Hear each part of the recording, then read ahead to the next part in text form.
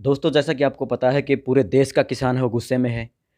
लगातार 7-8 दिनों से किसान रोडों पर है और उनके वार्ता का जो टाइम है वो आगे से आगे रख दिया जा रहा है।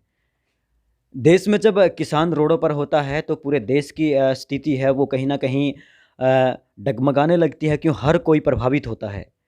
और हमारे साथ यहाँ कुछ किसान हैं और शाम का वक़्त है, तो इनसे जानेंगे कि सरकार है वो लगातार कई बार सुनवाई के दौर होने के बाद भी आगे से टाइम पर टाइम दे रही है। तो क्यों उनकी सुनवाई नहीं हो रही, और इस सुनवाई से लेकर जो 7-8 दिनों से रोडों पर है, तो कितनी परेशानी है उनकी, क्या उनकी भावनाएँ हैं, वो क्या कहना चाह रहे हैं इसके बारे में? क्योंकि जो सरकार है उनकी सुनवाई नहीं कर रही 7-8 दिनों से। अक्सर ऐसा होता है देश में, कोई भी प्रोटेस्ट होता है, कोई भी प्रदर्शन होता है, तो वो शाम सुबह का होता है, लोग अपने घर चले जाते हैं। लेकिन किसान अब रोडों पर है, ठंड का समय है, कोरोना का भी भय दिखाया जा रहा है सरकार के द्वारा, लेकिन किसान वो नहीं मान रहे। कुछ किसान हैं, इनसे जानते हैं कि इनका क्या दुःख है और ये क्या कहना चाहते हैं इसके बारे में। आपका क्या नाम है? जितेंद्र जी। कहाँ से हैं आप? गोरखपुर, फतेहाबाद डिस्ट्रिक्ट, हरियाणा। आप यहाँ टिकरी बॉर्डर पर कब पहुँचे थे? 27 तारीख को। आपको क्या लग रहा है कि जो सरकार है वो किसानों को आगे का समय क्यों दे रही है बार-बार? क्यों नहीं इस कुछ निर्णय निकल पा रहा है इसके बारे में? सरकार इसमें राजनीति कर रही है। सरकार सोची समझी चाल से इसको निरस्त नहीं कर रही। सरकार के पास पावर है, वो 1 मिनट में इसका समाधान कर सकती है। सरकार को इससे कुछ न कुछ हासिल होने की मुझे शंका है। जब किसान लगातार है वो अभी रुक नहीं रहे। अब गांव-गांव में किसान क्रांति का ऐलान हो चुका है। गांव-गांव का किसान अब निकल पड़ा है और सरकार, अब जो किसान है वो कह रहा है कि अब आर-पार की लड़ाई होगी। इसमें कोई शक नहीं, आर पार की लड़ाई लड़ेंगे।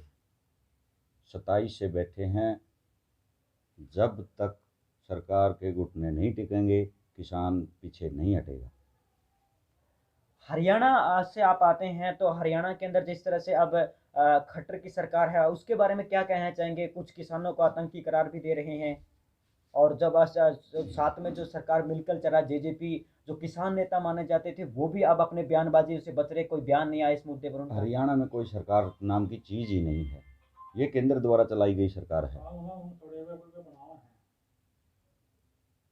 तो आप, ये जो जेजेपी है, जो अभी तक खास दुष्यंत चौटाला है जो किसानों को नेता माने जाते थे, वो किसानों ने, पूरे हरियाणा के किसानों ने जहाँ से भी उनको चुना था, विश्वास किया था, किसान नेता उनको माना गया था, लेकिन आज कहाँ हो किसान नेता? जेजेपी तो कोई नाम की चीज़ ही नहीं रही।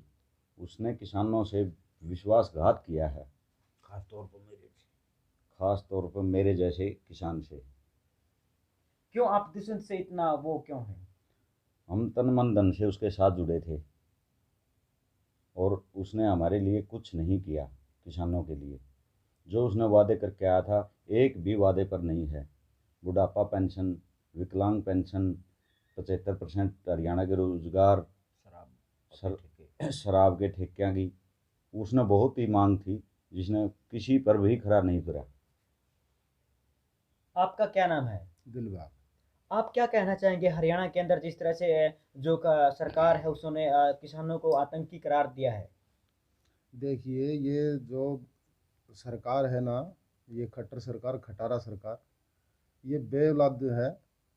ये बच्चों के बारे में कुछ नहीं सोच रही। किसान सड़कों पर है, इनके ना ही बच्चे हैं। ये आरएसएस के सिस्टम से चलती है। इसके पास ना पावर है, ये कठपुतली है केंद्र सरकार की। हरियाणा में जब गठबंधन की सरकार है, बीजेपी और जेजेपी, जेजेपी के नेता दुष्यंत चौटाला किसान नेता माने थे और लोगों ने इसी लिए उनको चुना था, उसके बारे में आप क्या कुछ कहना चाहेंगे? देखिए, उसने तो हरियाणा के साथ वो धोखा किया है जो आज तक किसी ने नहीं किया। किसान की एक भी बात नहीं सुनता है वो, आराम से बैठता है। अगर ऐसा ही किसानी तैसी होता तो आज किसानों के साथ होता। आपको क्या लगता है, किसान किसी जो सरकार है किसी निर्णय पर पहुंच पाएगी? क्या किसान जिस चीज़ की मांग कर रहा है वो एमएसपी मिल पाएगा? देखिए, ये तो सरकार पर निर्णय करता है, क्या फैसला देती है, इनके हाथों में है सब कुछ। जी, का क्या नाम है? मेरा नाम मंजीत कुमार। मेरा नाम राजेंद्र काड़ा। राजेंद्र जी, आप क्या कुछ कहना चाहेंगे सरकार पे, जिस पर किसान एमएसपी की मांग कर रहे हैं? वो एक ही मांग है किसानों की लगातार से पिछले 2-3 महीनों से, लेकिन वो अभी तक मिल नहीं पाया।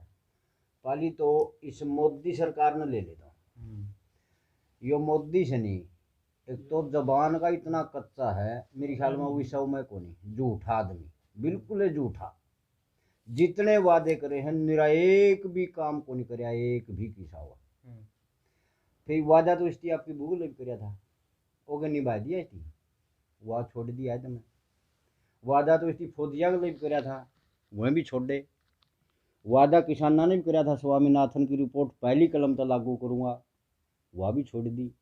और ये 3 नए कानून और थोप दिए हमारे में, फिर ये छिका में भी लिए, ये इस मोदी ने छोड़ दिया, हमें भी नहीं इतनी बाहर करा, और छोड़ा नहीं गई थी बिल्कुल भी। ये पूछ ले तो मेरे पर खट्टर और गिर दुष्यंत और गिर बोल के पूछेगा। जिस तरह से किसानों को आतंकी करार दिया है और कह रहे हैं कि ये प्रोषित किसान है जो किसी न किसी के द्वारा फंडिंग किया जा रहा है। फंडिंग तो यो खुदे फंडिंग है, बलियाड़ी में जाके पूछ ले, पाकिस्तानी का नाम लिख रखा है इस खट्टर का आगे, यो खुदे पाकिस्तानी है। लोगों ने बरगला रहे आप बेमतलब। दुष्यंत चौटाला जो किसानों के नेता माने जाते थे, आज किसानों पर एक भी बात कहने के लिए अभी तक तैयार नहीं है, अभी तक कोई भी बयान नहीं आया इनका। अरे इसका तो नाम ले बताओ, इसे के मारे उड़े मरे पड़े सामने। इसका गला इतना जोर ला था तो पूछा ना, एक दो शाना आदमी नुकुंदा रहा छोरे उतारा पे पाले से डरी से इसका गला ना लागो, हमने उनकी भी को नहीं सुनी।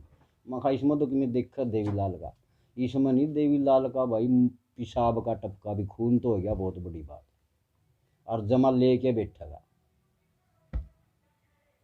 आखिर क्या लगता है, किसान अपना राशन पानी और पूरा सामान साजो सामान के साथ आया है, किसान कह रहा है कि हम यहाँ कई महीनों तक सालों तक बैठने के लिए तैयार है, लेकिन हमारा हक लेके रहेंगे।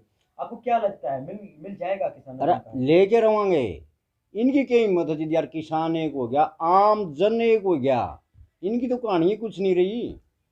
सरकार के रोज ये निर्दलीय तो लाग गया इस्तीफा देने, बाजना इस दूषित नहीं पड़ेगा, और नहीं बाजा तो हरियाणा तो बाहर होना पड़ेगा। यदि इन कानूनों को देखते हुए बाहर तो करते वैसे ही निकल गए। ये कमी कह रही है, आर पार की लड़ाई है, वो लड़ने के लिए मजबूर हैं। और जब तक शरीर में, तन में, धन में बल रहेगा, जब तक लड़ांगे, कभी तक बैठे रहिए, लड़ांगे लड़ांगे लड़ांगे।